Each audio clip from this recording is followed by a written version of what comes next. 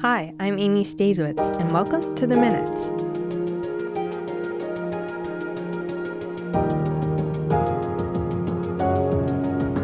Thanks for listening today. It's great to have you along on The Minutes for the week of December 8th. This is a City of Thunder Bay podcast. The Minutes takes a look at what happened at standing committee meetings and city council meetings. You can find The Minutes wherever you get your podcasts, including our YouTube channel and our website, thunderbay.ca/theminutes. And don't forget to subscribe so you never miss an episode.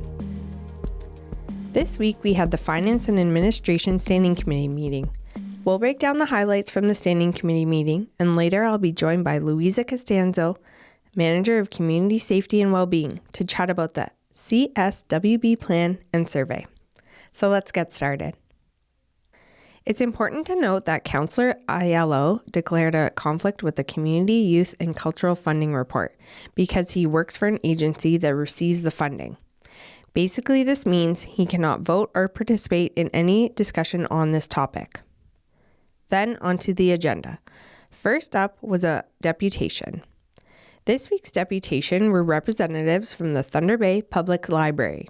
The request was to amend the current library board appointment process to include formal participation by the Thunder Bay Public Library Board in the recruitment and vetting of applicants.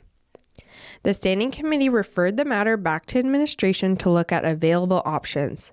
This will come back to standing committee in the new year. Next up was the reports of administration. The first item was a report presented by Community Services, Recreation and Culture, providing information and a recommendation for the Community, Youth and Cultural Funding Program. The program supports the work of non-profit organizations across Thunder Bay, groups in community services, youth programs, and cultural sector. For 2026, the city is recommending a total of $3 million in funding. That includes 19 sustaining and operating grants, plus $55,000 reserved for project grants throughout the year. This program has a major impact, with every $1 provided by the city, which helps organizations leverage about $5.64 more in funding or earned revenue. These groups also employ over 550 staff here in Thunder Bay. But this year, there are a few important decisions that need endorsement from the Standing Committee. Right now, operating applicants can request any amount, even if it's much higher than the total available. To fix that, the city is recommending that each organization's operating request be capped at 22% of the organization's total budget, with up to a maximum of $40,000. The overall category cap stays the same at around $220,000 for the 2027 intake.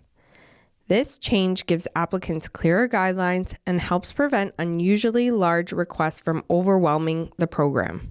The project grant category has a $10,000 maximum, but seed funding requests normally cost much less. To support more groups, the recommendation is to have seed funding requests capped at $3,000. This reflects real application trends and will allow the program to help more emerging organizations. The governance structure for the program has changed. Appeals used to go to a dedicated committee, and now they go to the Finance and Administration Standing Committee. The city is asking the committee to endorse the updated Community, Youth and Cultural Funding Program model, which includes this new appeal process and the updated grant caps. This year, both the Thunder Bay Art Gallery and the Thunder Bay Community Auditorium submitted formal appeals. After discussion, the committee came back out to open session and made an amendment. That amendment was to give the auditorium $93,000 from the Auditorium Reserve Fund to satisfy their appeal request. There were no changes for the appeal for the funding for the Thunder Bay Art Gallery. The auditorium decision will go back to council on January 13th. The final decision will be made at one of the budget meetings in the new year. The Standing Committee decided to defer the long-range financial plan, which will now be presented at a special committee of the whole meeting on January 22nd. The final report presented to the Standing Committee takes a look at a single property from the 2025 tax sale that didn't sell and what the city plans to do next. Each year, the city puts properties with 2 years of unpaid taxes into the tax sale process. Almost all were resolved in 2023 and 2024. And in 2025, only one property didn't sell, which is located at 208 Simpson Street. The city is recommending that it vest the property, which basically means taking ownership. But first, they need approval to make an agreement with the federal crown to deal with a lien on the property. Once that's done, the city can vest the property, declare it surplus, and either sell it as is or demolish it and then sell the land. The property has already been checked and it is considered low environment risk, so vesting is safe. When the city takes ownership, the unpaid taxes will be written off, allowing the city to recover over $20,000 in education taxes. And if demolition is needed, there's a reserve fund available, although that will require further approval. In the end, the Standing Committee endorsed the tax sale property report, and the final decision will go to City Council to vest the property in the new year. That's it for the Finance and Administration Standing Committee meeting. I will soon be joined by today's guest to talk more about the Community Safety and Wellbeing Plan. The Community Safety and Wellbeing Plan is our community's roadmap. It looks at the root causes of safety and well-being issues, such as housing, mental health, racism, and community belonging. I'm here in the Minute Studio with Louisa Costanzo, Manager of Community Safety and Wellbeing, to discuss the plan further. Hi, Louisa. Thanks for stopping by. Hi, Amy. Thanks for having me here. Great to chat about this. Okay, so what exactly is the Community Safety and Wellbeing Plan for those that might not know, and why does Thunder Bay need one? Great question. So I'll give you a bit of a background. So the plan itself is legislated through the Ontario government through the Community Safety and Policing Act of 2019, which requires all Ontario municipalities to have a community safety wellbeing plan. It's quite complex because you've already had mentioned some of the topics, so you can imagine that it is a lot of collaboration, a lot of data. So there's, it's, as I mentioned, quite complex. But the basic, if I were to sum it up, is like, it's, what are the priorities in our community? What we're doing to work towards, fixing those gaps and finding solutions, and how we all come together collectively. So it's really a community plan. It does live with the city as per legislation, but it is really about how we come together collectively to look at the social problems in our community, which are very similar to other communities, but how we can work together. And I've seen Thunder Bay, we've all seen Thunder Bay really come together, and this is what we're building. Okay, amazing. So the first plan was approved in 2021, correct? And so why now are you updating the plan? Yeah, part of the legislation is that we do have to review the plan every 4 years.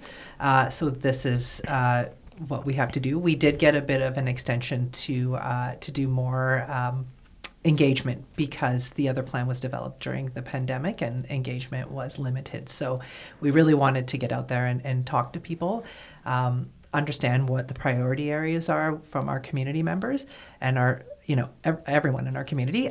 So yeah, that's what we're working towards. So we've been really busy meeting with people, chatting with people, and that's going to continue into the new year. And So the Community Safety and Wellbeing Survey is currently open to the public. What is the deadline for people to fill out this survey? Yeah, we actually, so it was December 15th. I will say we do have a fairly robust response, but we really would like to see more. So we are extending it to January 18th just to give some people some more time because we are doing a bit of a push working with some of our partners to remind people of the survey. So we want to give them time to fill it out. Okay, perfect. Yeah, the more the merrier. Absolutely. Yeah. So why is this important to hear directly from the residents of Thunder Bay and shaping the new plan? For sure, because it is a community plan and it really does impact us. If it doesn't impact you personally, it does. Maybe, in a way that you may not even realize. So I like to honestly, when I look at it, I think if someone is not thriving in our community, then our community is not thriving. It's more collective action. So it is important that we come together and work on this, because we know people are suffering in our community. Yeah. And what kind of questions can people expect when filling out this Get Involved survey? Yeah, the survey is a bit twofold. So we're looking at reviewing the previous plan, which were legislated to, as mentioned earlier, and look at the priority areas.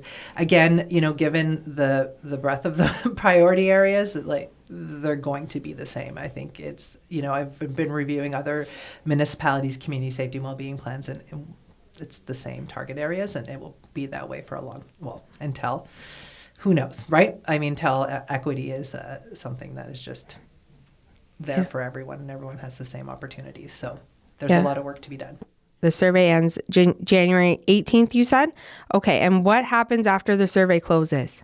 Great question. We're going to pull together a what we heard report, and we'll go back out and do more engagement. So engagement is a priority of the plan, and not just in that once a year. It's like how we work together and communicate with the community, our service providers, and our partners. So we'll go back out to make sure that we've hit the mark in terms of what we're hearing, and then we'll present what we've heard to city councilors, and then continue to look at data and collection and review from the past plan, and develop how we're going to move forward with a data baseline. So the goal ideally would be to have the plan in completion probably Q3 of 2026. So it's still a little ways away, but I am happy to report that we do have a lot of community partners on board, and we're really making a plan for us by us here in the community, which is I think super important. Okay, that does roll into my next question. Who is involved in making this plan other than residents' feedback? And how does working together make such a difference? Well, I think honestly, we know collective action has much more of an impact than how we do things siloed or solo. There's too many partners to even list them all, but some of the big key partners, we have our community advisory committee, which is police services, DSAB, a lot of the service providers and leadership in that realm. We also have our service providers that are doing the good work every day. And then we have our institutions like post-secondary education institutions like Confederation College, Lakehead, for example. So it's quite a large group of people working together. Right, and who work with different types of issues within the community. For sure. Yeah. Absolutely. Okay, so anything else you want to share with the listeners about the community safety and well-being plan that we didn't cover today? No, I think we covered it all. I just want to say that, the future of our community is all of our responsibilities. So it's really important that we come together. Thanks, Louisa, for everything you're doing in our community and for making time to chat with me today. Thanks for having me. That's it for this week's episode of The Minutes. A big thank you to Louisa Costanzo, Manager of Community Safety and Wellbeing, for joining us. And as always, thanks for listening. If you want more information about City Council, agendas, or minutes, visit thunderbay.ca/council. If you haven't already, hit that subscribe button so you never miss an update. I'm Amy. Thanks for listening to The Minutes. Have a great week.